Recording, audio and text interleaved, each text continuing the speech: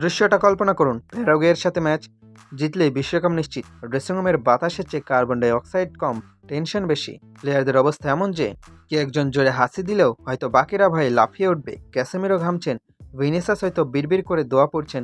সবাই তাকিয়ে আছে একজনের দিকে, ডন কার্লো আনচেলত্তি। চুইংগাম চিপানো সেই মুখ, যার একদিকে ভ্রু সবসময় আকাশের দিকে উঠে থাকে।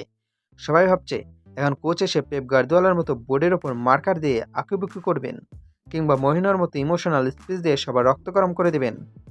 ক্যাসিমিরো তো রেডি, কোচ বললেই তিনি মাঠে গিয়ে প্যারাগুয়ের প্লেয়ারদের ট্যাকেল দিয়ে ঘাস কাটিয়ে দেবেন। আনচেলত্তি মুখ খুললেন, ড্রেসিং রুম একদম পিনপতন নীরব। ডন বললেন, শোনো ছেলেরা, তোমরা নিজেদের মধ্যে একটু আড্ডা দাও, আলোচনা করো। আমি 5 মিনিটের জন্য বাইরে যাচ্ছি, একটু ধোয়া ওড়াতে।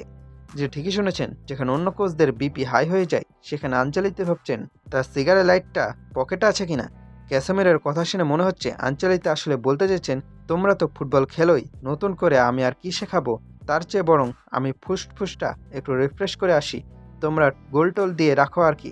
এটাই হলো আঞ্চলিক ম্যাজিক। দুনিয়া একদিকে আর ডনের শান্ত মেজাজ আরেকদিকে। ওনার কাছে ট্যাকটিক্সের চেয়ে বেশি ইম্পর্ট্যান্ট হলো হাফ টাইমে একটু রিল্যাক্স হওয়া। আসলে ভাই, যার ক্যাবিনেটে এত এত চ্যাম্পিয়ন্স লিগ ট্রফি, তার কি আর টেনশন সাজে? তিনি জানেন মাঠের 11 জন জানে কি করতে হবে। শুধু মাঝে মধ্যে কোচকে একটু ধোয়া ওড়াতে হয়, যাতে প্লেয়াররা বুঝতে পারে, আরে প্যারা নাই, বস যখন চিল মোডে আছে আমরাও জিতে যাব।